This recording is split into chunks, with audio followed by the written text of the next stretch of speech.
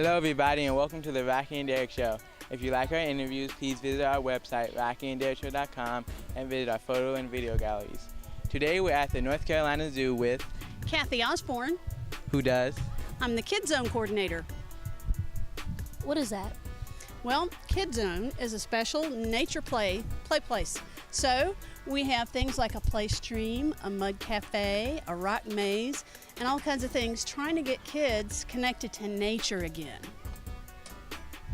Are there any animals that ever come through here? Yes, we actually have some animals that live right behind Kid Zone. They're called animal ambassadors.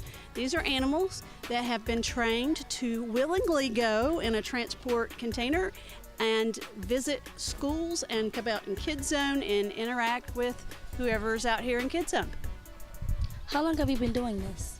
I've been doing this for 4 years. I started as a play leader and I'm now the Kid Zone coordinator. Been doing that for like 2 years and it's a lot of fun. How hard is it being a Kid Zone coordinator? Oh, well, first of all, you need to understand that play is something very serious. Play is actually an important part of a child's development. Did you know that the most growth for your brain is between the ages of 0 and age 5? So before you're even in the first grade, your brain has grown 95%.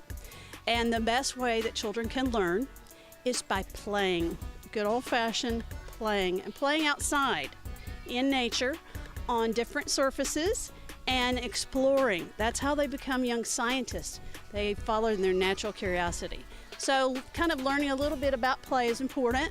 We actually have workshops here for adults, teachers, other environmental educators, people from other zoos come here and we go to them and we talk about what nature play is and how important play is. So it does take a little preparation, and also we keep our space here as safe as possible, but we also encourage a little risky play because that's important for child development too. Once you climb up a big tall rock, you have a better feeling about yourself and it helps your sense of confidence. Have you always wanted to work at the zoo? You know, I have always loved animals all my life, and I have a pretty good collection at home of some rescue pets and things. And when I saw there was an opportunity to work at the zoo, I couldn't pass it up because what could be better than being around kids and animals? What kind of education did you need to work at the zoo? Oh, that's a very good question. And that depends on what you do at the zoo. So I'm in the Conservation, Education, and Science Department of the zoo, which we're sort of the communicators. We tell the story of the animals in the zoo and tell the story about nature play. And so I actually I went to college 4 years and studied about education. And then I sort of took a different path in life, but ended up homeschooling my daughter and being a Girl Scout leader for 13 years. So I learned a lot about nature play, outdoors, being with children, keeping children safe outside, and camping. And all that's come in handy for my position as Kid Zone, because not only do I work as a play leader and train play leaders in Kid Zone, we also have teen volunteers called Play Pals. But I take families on nature hikes and take them camping. So we do a lot of things trying to connect people to nature. Who inspired you to work here? Oh, that's a great question. So I have a friend that I was a homeschooler with, and she knows one of our vet techs that works here. So they found out about positions that were available. The zoo has over 400 employees during our peak season, which is summer through fall. A lot of those positions are seasonal. So if you're lucky enough to apply and get one of those jobs, you can learn things. And so that's how I got a full-time job, was learning as a seasonal. A lot of our animal caregivers, they were students at Davidson Community College. They have a nice zoology course there, and they came and worked as interns. And so when full-time positions came open, they were already trained and ready to go. So you could actually, with a 2-year associate's degree and some experience, possibly get a job if you wanted to be an animal caregiver. Does anything ever break at the Kid Zone? Yes, as you can imagine, with lots of kids, because some days, you know, all North Carolina public school children could come to the zoo for free once a year with their school. And so some days we have up to 2,000 school kids running around the zoo, and a lot of them coming in Kid Zone. So things do break. So one of the jobs of a play leader is to go around and make sure that there isn't anything broken, because we don't want anybody to have an injury playing with something that might be broken, that might be scratchy or rough or sharp edges. So we kind of keep an eye on things. We've also learned over the course of years which things last longer and which things break quicker. So you won't find any glass in Kid Zone and things like that that's easier to break. So we try to get the toughest stuff we can. In one word, how would you describe your job? One word. Fun. Closest thing I can come up with is fun. It's hard to get it in one word. What animals live behind the Some Kid of Zone? our animal ambassadors that live back there. Okay, so I think you might have seen this one go through. We have a barred owl, and she came to us we have a wildlife rehab hospital. So when animals get injured in the wild, most vets are not equipped to take care of them. So we have a vet hospital that we do. We do a lot of preventative health care. Our zoo animals usually will live twice as long in our care as they would in the wild. And right next to that, a zoo hospital is a wildlife hospital, and it's staffed by volunteers. Teenagers can learn and study and be a volunteer and work there over the summers. They do have to learn some things. There's some special techniques and whatnot. But so Tara came in through our wildlife hospital.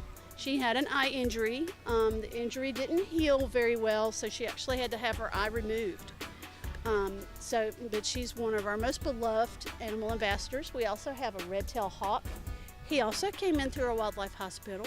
Both of these animals, it was deemed they failed the test. They could not go back out in the wild and feed themselves sufficiently.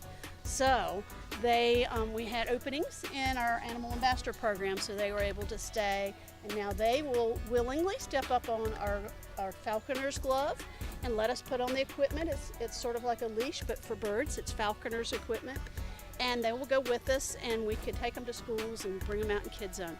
Now, other animals that we have a couple of prairie dogs named Denver and Dakota. We have a skunk.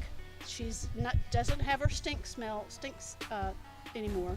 Her name is Stinkers, though, because that was just too cute not to name her Stinkers. We have some African pygmy hedgehogs. They're 3 sisters, and one of them is actually an albino, and her name is Milla. Trying to think what else we have. We also have a variety of snakes. In fact, one of our youngest play leaders is on the front porch of the barn with one of our snakes right now. We have some native snakes and some non-native snakes. He's got one of the non-natives, a ball python. They're a very friendly animal. They're highly used in the pet trade, so these animals are really easy to handle. So we even train our teenage volunteers. They can handle those. And besides the snakes, which we do a lot of education with them, we also have a couple of box turtles, a blue-tongued skink. He's a big lizard from Australia with a blue tongue. And then we have a variety of big bugs. Oh, and we have some salamanders and some frogs. The frogs that we have are Carolina gopher frogs, highly endangered. And the zoo's working really hard. They will collect the eggs. There's only about 5 places left in North Carolina where they live. They'll collect some of the eggs and bring them back here and let them in a protected area grow in from tadpoles into young frogs. And then they'll take them back where they got the eggs and release them in the wild. It's called head starting. So it gives a really good, it's a real good conservation thing that we're doing to protect some of our native special frogs. And then we have an eastern tiger salamander. And then the big bugs we have Madagascar hissing cockroach. We have giant cave cockroaches. They fly. They have clear wings. And then we have some African giant millipedes. Their millipedes are about that long. They're really cool looking. So that's kind of a rundown on what we have. Oh, I forgot. We also have some Chilean rose hair tarantulas. Really pretty. All right. What kind of activities do you have here? Okay, so in Kid Zone, we wanted to have a lot of different activities that kids could play outside. And also, it's an example. Other zoos come here and go, oh, we can do this. So we have a lot of things. And a lot of families come here and go, oh, we can do this at home. because we're trying to encourage kids to make that connection with nature young and to be outside more, and because then they might just end up appreciating nature more and want to help us conserve and protect it.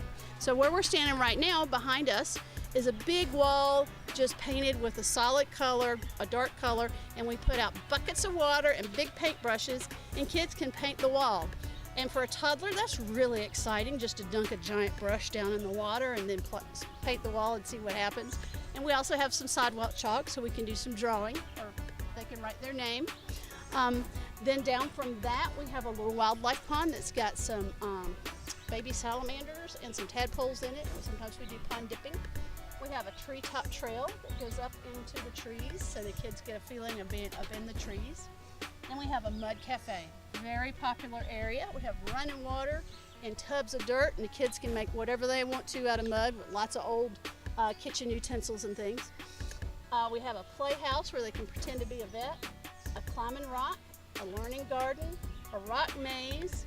We have a dig pit that's got some shade over it, so very young children can go in there and dig.